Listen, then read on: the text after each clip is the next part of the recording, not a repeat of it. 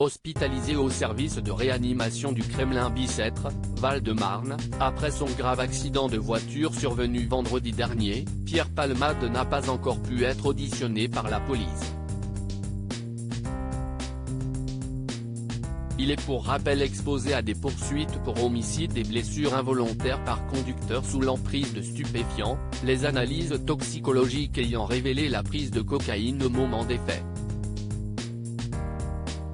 Ce mardi 14 février, comme l'a révélé Le Parisien, l'équipe médicale qui a pris en charge l'humoriste doit procéder à un nouvel examen de son célèbre patient. Le but étant de donner son accord pour une audition, sous le régime de la garde à vue, de l'artiste par les policiers de Melun. Sauf aggravation de son état de santé, il devrait être entendu dès mardi soir ou mercredi. Se posera ensuite la question d'une présentation devant un juge d'instruction, et même d'un placement en détention provisoire en raison de la gravité des faits. Il pourrait encourir jusqu'à 10 ans de prison. Rien qui ne témoigne d'un trafic. À noter qu'en parallèle, les policiers recherchent activement les deux individus qui étaient présents dans le véhicule de l'humoriste au moment de l'accident et qui ont pris la fuite. Un comportement irresponsable passible de poursuite pour non-assistance à personne en danger. Le ministère de l'Intérieur a notamment appelé les deux fuyards à se rendre lundi.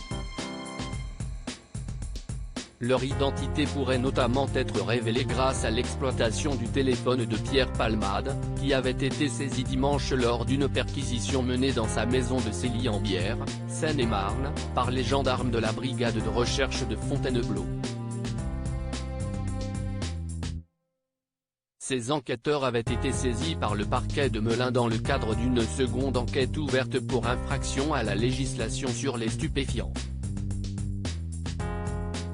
Une procédure parallèle visant à éclaircir la détention et l'usage de stupéfiants de l'humoriste, ainsi que ses liens avec d'éventuels fournisseurs de drogue.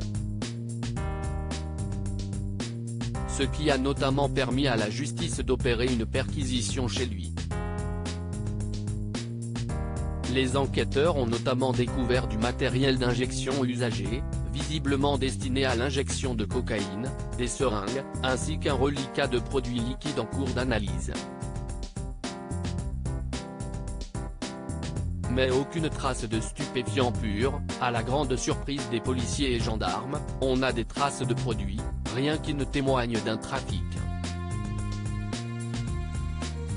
En revanche, la perquisition démontre de façon évidente un usage de stupéfiants. Mais cette absence de drogue retrouvée au domicile de Pierre Palmade a fait naître un doute sur un possible nettoyage de preuves par de tierces personnes, puisqu'il s'est écoulé plus de 24 heures entre l'accident et la perquisition. Affaire à suivre.